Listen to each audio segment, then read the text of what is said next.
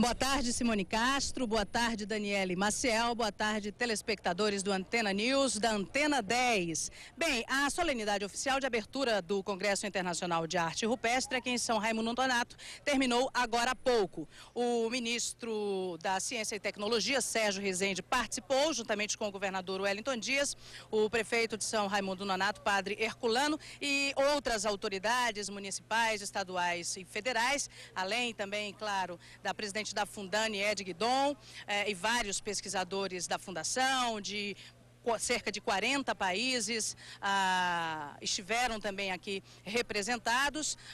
E neste momento, o ministro da Ciência e Tecnologia, Sérgio Rezende, anuncia a transformação do Museu do Homem Americano numa instituição federal. Com isso, o museu passará a ganhar mais autonomia e também a garantia de recursos mais seguros destinados ao museu, a garantia também de um salário seguro para os funcionários do museu, os recursos que garantem o funcionamento deste museu e tudo mais que ele precisa para manter as atividades que são importantes e essenciais para dar continuidade aos trabalhos que ele já desenvolve e futuros trabalhos que precisará desenvolver. Mas nós vamos conversar agora com dois doutores que participam deste Congresso Internacional de Arte Rupestre aqui no município de São Raimundo. Eles são André Prus, que é doutor em pré-história da Universidade Federal de Minas Gerais, e Carlos Etchevaine, doutor em arqueologia da Universidade Federal da Bahia. Nós vamos começar com o doutor André Prus. Vamos saber da primeira impressão. O Congresso foi aberto na manhã de hoje, e qual é a primeira impressão para quem vem de fora, a impressão do evento e também as impressões que já são possíveis de serem tiradas das pesquisas realizadas aqui na região? Bom, da região a gente já sabe que é um polo muito importante da pré-história, particularmente para o Nordeste, mas também para toda a América, com um trabalho belíssimo de toda a equipe que trabalha desde o início do povoamento da região até com a população local, uma coisa maravilhosa que se vê, o envolvimento da população de São Raimundo, a abertura de oportunidades de trabalho, com a formação também de gente através do artesanato, os guias, a proteção aos sítios, é realmente uma coisa fabulosa. As correntes científicas que devem se encontrar aqui devem produzir que tipo de discussão ou que tipo de debate é esperado?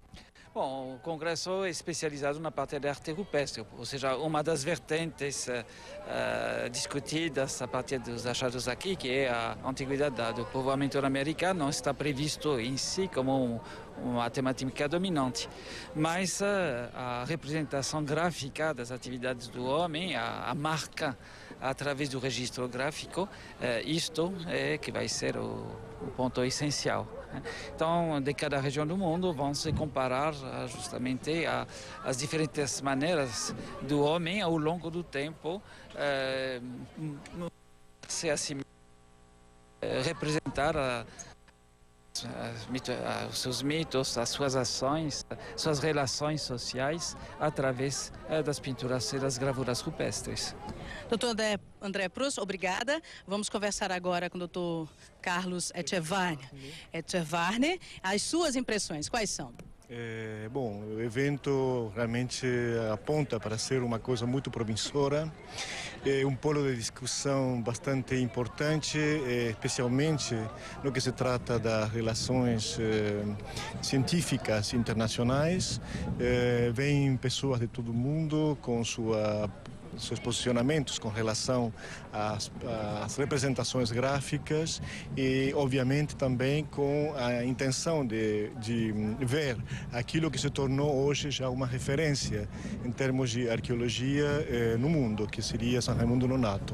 Bom, existem algumas correntes, nós falávamos isso ainda hoje pela manhã, que destoam um pouco daquilo que é apresentado aqui no que se referem a artefatos, especialmente os norte-americanos discordam no que respeita a este tocante, de que artefatos encontrados aqui não teriam sido produzidos por homens, mas teriam sido produtos naturais, produtos esculpidos pela própria natureza. Qual a sua posição acerca disso? Não, eu acho que minha posição adiro à teoria da professora Agnès de Guidon. Eu concordo com a situação estratigráfica, cronológica e artefactual dos objetos que foram encontrados. Sem dúvida, para mim, são objetos produzidos pelo homem. Não tenho dúvida quanto a isso. Está também atestado por pesquisadores que trabalham com material lítico, porque disso se refere, material feito em pedra. E, sem dúvida, não tenho dúvidas quanto à ação humana sobre eles. Cristiane. Okay. Obrigada também pelas informações que o senhor nos trouxe.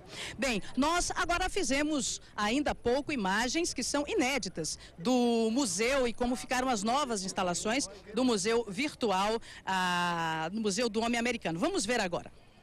Nós estamos no interior do museu. Você percebe que a iluminação é um pouco mais amena. Nós não estamos usando a nossa tradicional iluminação, que garante um pouco mais de luminosidade, justamente para que você tenha uma ideia do que é mesmo o interior do museu. Nós vamos conversar agora com o Marcelo Dantas, museólogo, responsável pelo projeto deste museu e também acompanhou toda a reforma que foi feita. Ele vai explicar melhor para a gente, detalhar um pouco mais, inicialmente, do porquê dessa iluminação especial.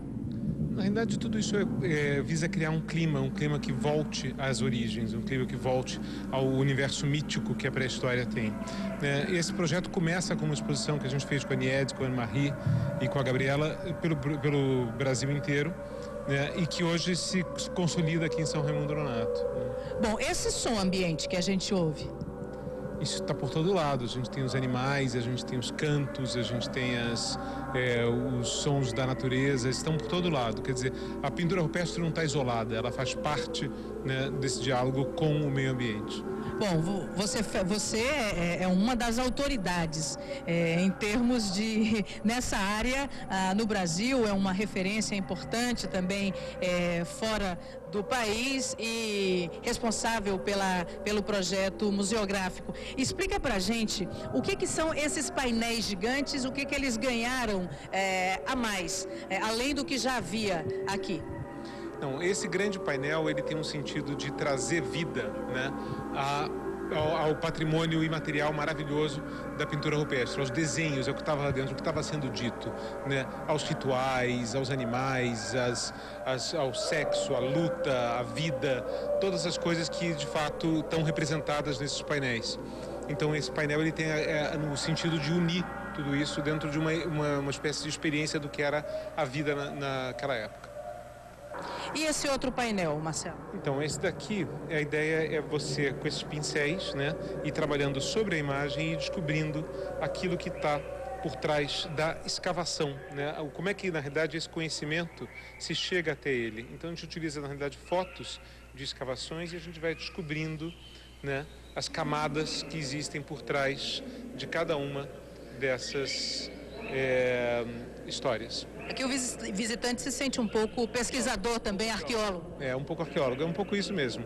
É um pouco de você ir entendendo que por detrás dessa terra que vai vindo a informação que vai nos permitir entender o que é a história. Esse outro painel também propõe a interatividade. Sim, aqui o que a gente está propondo é você poder visitar os sítios que ninguém pode visitar no Parque Nacional da Serra da Capivara. Então a ideia é você escolher um sítio que não está acessível ao público, né?